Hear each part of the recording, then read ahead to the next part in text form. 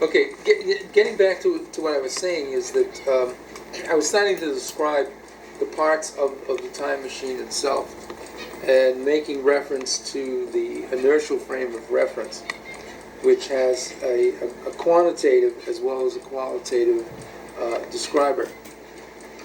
And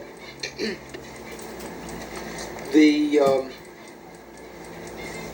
the lever jar functions, I think, in several ways. The first, that as a structured singularity, that it is literally a model of the chakra system, of each chakra that a person has.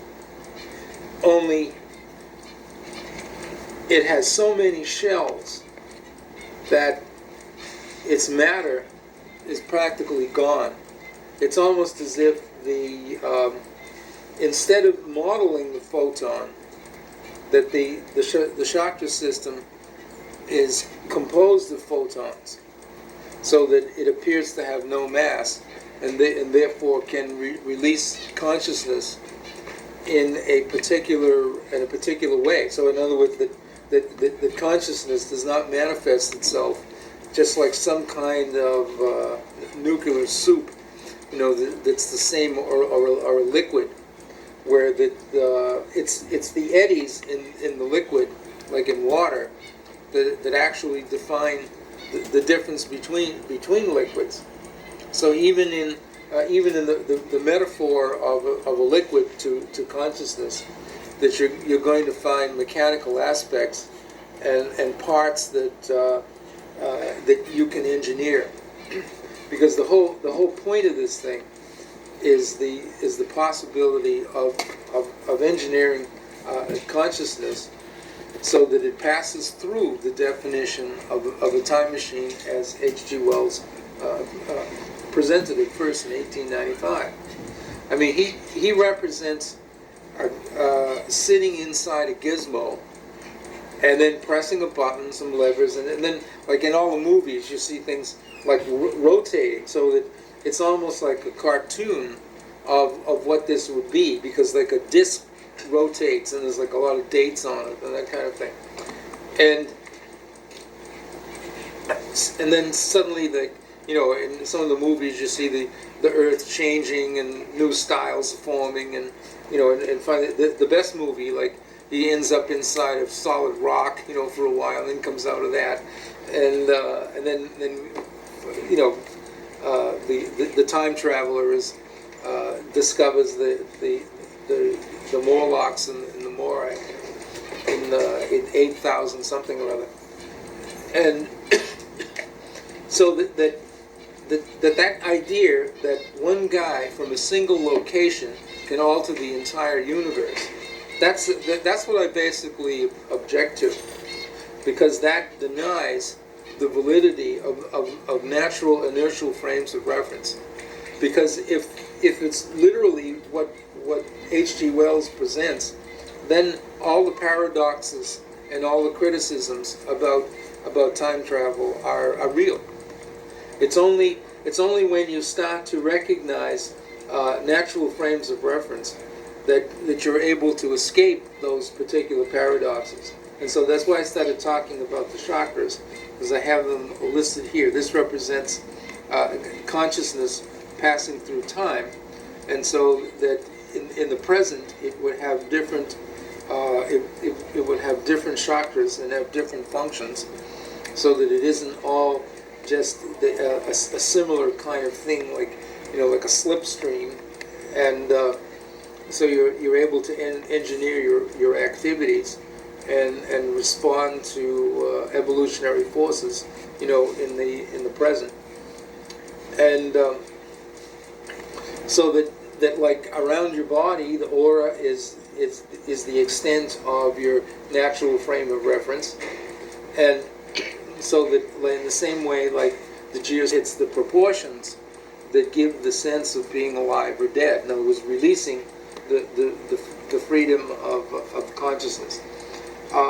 When you get to things like the causal relationship, which is indigenous to time, you can start to see what I mean. You know, like A causes B instead of circumstances C, with an abyss of transition between the cause and the effect. This is another natural singularity which can be utilized, and as that's happening, you can understand what we mean by free will. Consciousness, you know, if consciousness had no mass on it, it would be like total freedom. But since we have a volitional nature, and your volitional nature is determined by things we call reasons and emotions, you do what we will, but our will is determined by reasons or emotions. By a single emotion or a single idea or reason, you're insane. And you have to have a multiplicity of emotions and reasons to achieve the definition of sanity, meaning that you're able to shift and adapt to situations, because the person that's insane has no longer any ability to adapt. In other words, it just goes ahead and does something till it's destroyed by circumstances in that way. So that here there's always the interaction between mass and consciousness in nature, and each one of the chakras represents you know, within the system, within the aura.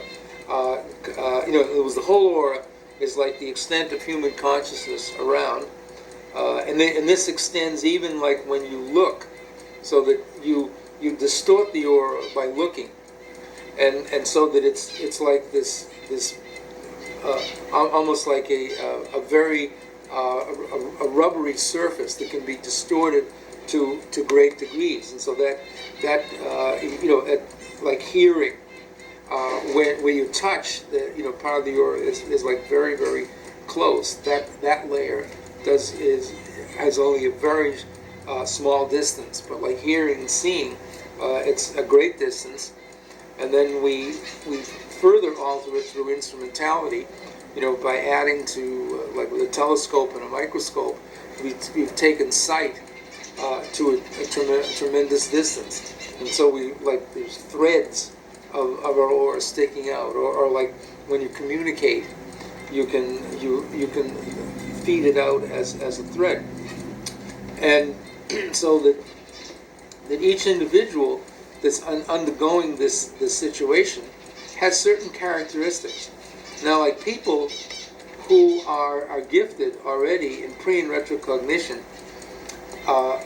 you can determine what the relationships between the chakras for them, and so that there are certain frequencies and you know, and the kinds of colors that are involved in it, you know, can be seen. Now, these things here are like liquid crystals that are up in this part of the device that's way up at 24,000 miles above sea level. And so with this device over here, the monitor, which consists of a Wheatstone bridge. A Wheatstone bridge is an electrical circuit that was invented in the 19th century by Dr. Wheatstone, and it's been used to test like resistors, because like it has a shape like this, like a diamond, and then in the center of it you have a galvanometer, and then at the two ends of the diamond you can have a power supply. And so one of these strings here, or wires, that you can have like three resistors, and then test the ohms of the fourth. Well, what that means is that while the galvanometer reads 0, you can actually, if you had the resistors that were variable, and you kept varying them all together, while you kept adding voltage and amperage to this, that you could pump this thing up until and it would read 0, or until the entire circuit exploded. You'd never know that there was anything in it. That's a very interesting device, because if you add neon bulbs to it, you can actually test the for the existence and the power, the relative power of one chakra against the other. You know, like moving it up and down your body. And so somebody who's in an act of psychokinesis can then give you a profile of what that is. In other words, you take this is also to do experiments with this as well as use it as a time machine, because like you can get a lot of people run through this system until you get a general profile. Then you take somebody whose profile, you know, is basically reading zero, it isn't anything of it all, and then through this device you can then pump up the different chakras to equal that particular profile, and then ask them to report if they're having any pre or retro cognitive experiences, and I'm sure you're going to get that. In terms of the physicality of this thing, could you give like an example of a pre? Huh? Could you give like example? Of a pre? No, in other words, like a precognitive experience would be where you're going to define some kind of a mob in Trafalgar Square in the year 3025, something like that. You know, like some event is going on, because that we're still hung up on like humans as opposed to like a gathering of birds, because birds don't wear clothes, and so you don't really have an indication except by large things of where they change, of what the actual time would be.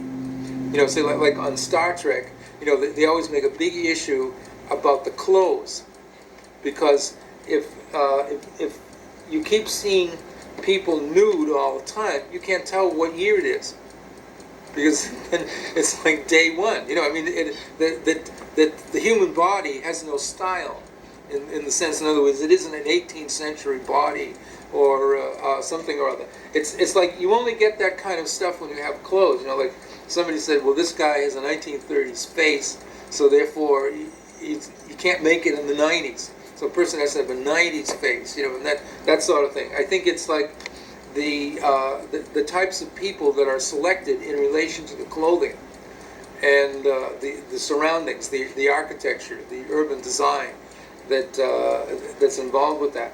So that you'd have to pinpoint in order to do this accurately, to find the date, is that you have to pinpoint something that has very low velocity of change, which is usually the urban environment, and something that has a high velocity of change, which is fashion. And so that then if you take that image and then start to say, like, come back to the present, and like still targeting Trafalgar Square or you know, like some small enough space where you could see the urbanism and the don't fall off of that right now. Okay, yeah, just lean forward a little bit, so that you see what I'm saying. So that you have to have something that you could recognize over time that's stabilized, and then something that changes in order to be able to predict that, because we now know that, like, fashion changes at a certain velocity, and it's, you know, about like every 5 years that people wear entirely different things. And, you know, people that keep on wearing the same clothes are totally out of it, you know. Or if somebody's wearing something that's radically new, they're not responding to it. I mean, like fashion is something that is a now thing, and you can't be too far ahead or too far behind in order to look like you're a human being operating in that particular time. So that's why I chose that as an example, so that. Now, and you can test that through retrocognition to go through a series of views of some place and see the velocity of change of the clothing style in relation to the architecture, because the architecture is is working at about a velocity of about 3 miles an hour, where the change of clothing is now, I would say, probably 600 or 700 miles per hour. I mean, the change is like getting faster. But then you do get a rhythm, you do get a sense of when the next change is coming, because this is, say, like the bread and butter of haute couture, in Paris. They have to have a sense of people that know that rhythm when they should introduce, a new clothes and that kind of stuff.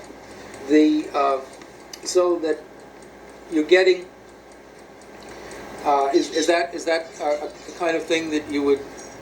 I mean, I'm just trying to set up an experiment as opposed to just spotting something where a person who is spotting the information is not really being a good detective.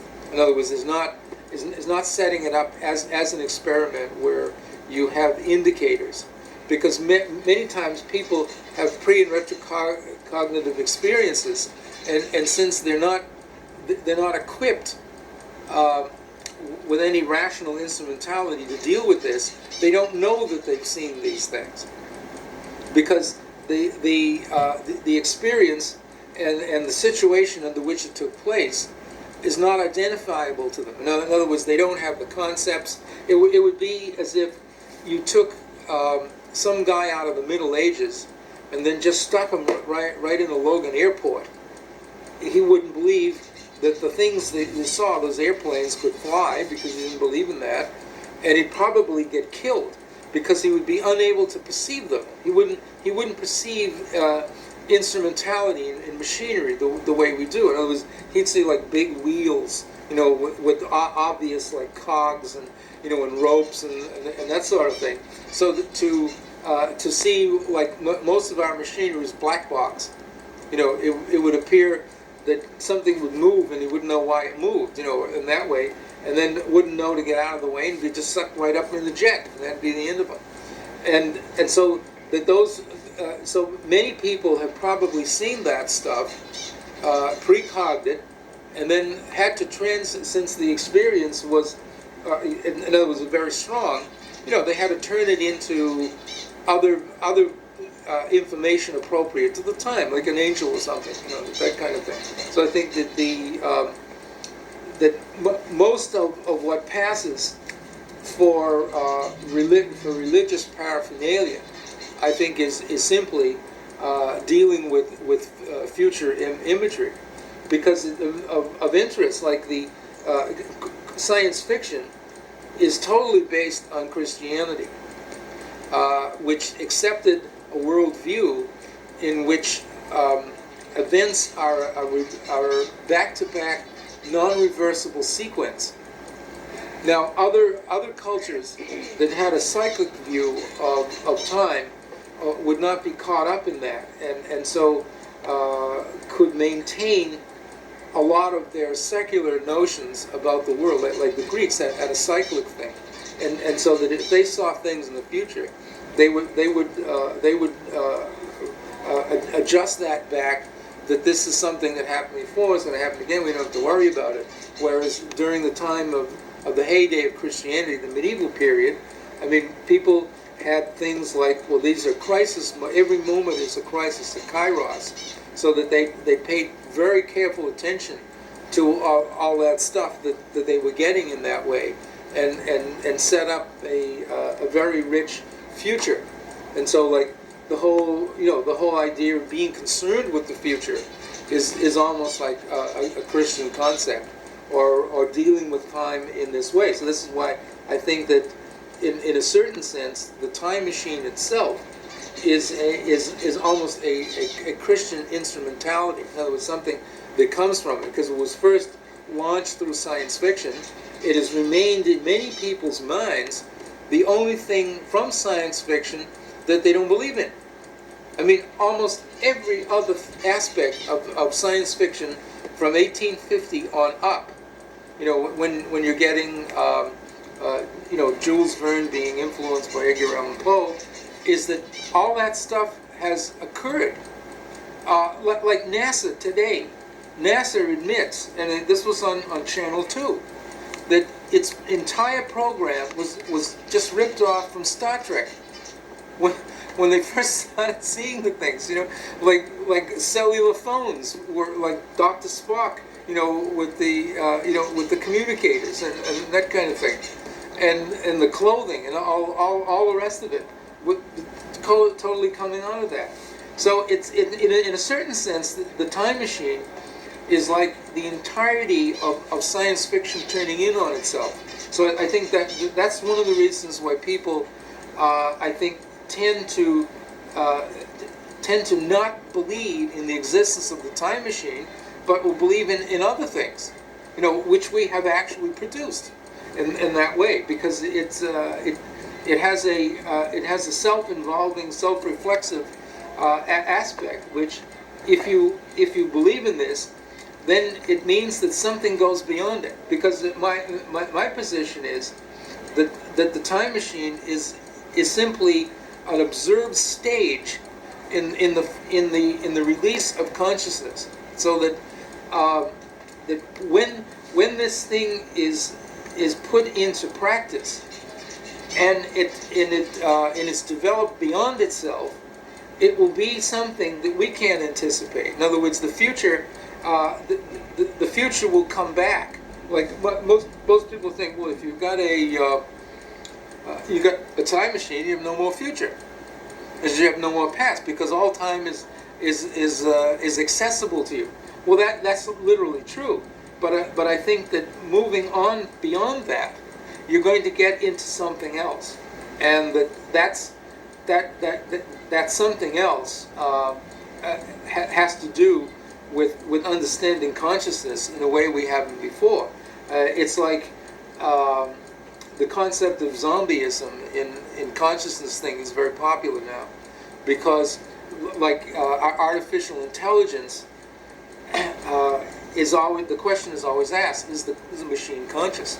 Can you reduce consciousness to in other words, can you do the materialistic reduction notion about consciousness?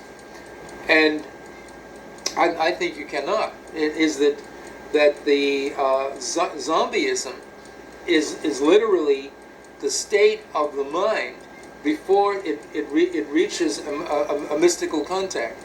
Because most of the time when you talk to mystics, they're talking to each other, and then when they download their information, you say, what? What the hell did this guy talk about? And it's like they're speaking another language, and you only know the language when you get there yourself. And so that I think that what we're seeing, that we will see the time machine as the last of the psychotronic machines, meaning mind-matter interactive, or consciousness mass and interactive devices, before we go into a whole new stage. And that whole new stage will be essentially to move the entire universe from the fourth into the fifth dimensional realm. Now that situation is literally an unanticipated situation. In other words, no one can anticipate this, because it's the same way that like the cells of your body, although they're right here, the intercellular communication system is the mystical experience of all those shells, producing us as a social organism. When we're flying in a plane, the individual cells don't know that they're flying in a plane. It's like the things that are going on, so that the rest of the universe, extraterrestrials, all the rest of it, coming together, like meeting and doing that and redesigning the universe, all that kind of